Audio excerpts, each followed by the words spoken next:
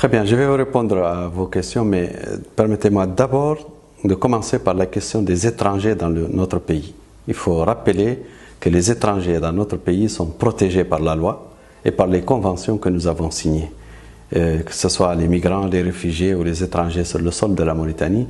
nous sommes un pays d'accueil, nous sommes un pays de destination et nous sommes un pays de transit. Dans la perspective du pacte mondial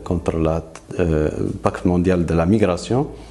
et des conventions et lois, les étrangers sont protégés dans notre pays, nous en sommes fiers et nous assurons au niveau de la Commission nationale des droits de l'homme le suivi de l'application de ces textes au profit des étrangers sur le territoire de notre pays, dont on veut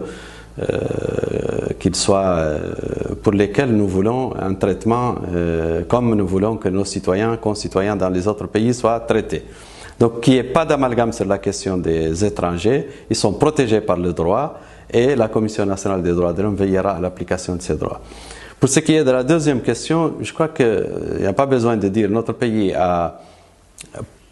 adhéré à une convention contre la torture, nous avons une loi contre la torture, donc toute torture, mauvais traitement,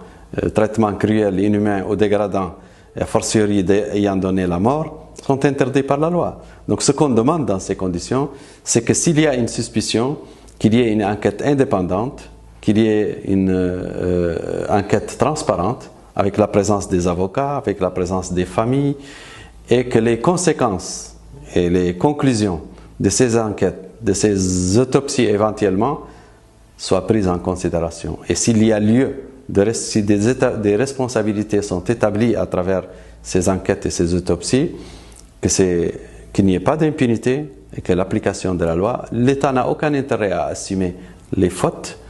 les corps n'ont aucun assisté, les corps, que ce soit la police ou la gendarmerie, n'ont aucun intérêt à assumer les fautes de certains éléments.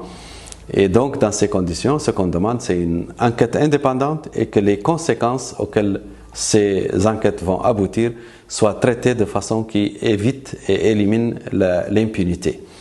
Et pour ce qui est de la dernière question, les manifestations, c'est un droit. Donc, les citoyens, s'ils manifestent sans heurts, c'est un droit constitutionnel qui est protégé. En ce qui concerne les débordements ou la casse, ça arrive effectivement dans tous les pays du monde. Là aussi, l'État a le devoir et l'obligation d'assurer la sécurité des biens publics, la sécurité des biens privés, des personnes, et donc la quiétude des citoyens et leur sécurité. Donc ça doit se passer tout simplement dans le respect de la loi, aussi bien en ce qui concerne les interpellations, les gardes à vue. Nous allons vérifier et suivre les gardes à vue dans quelques jours, demain à partir d'aujourd'hui et pour quelques jours,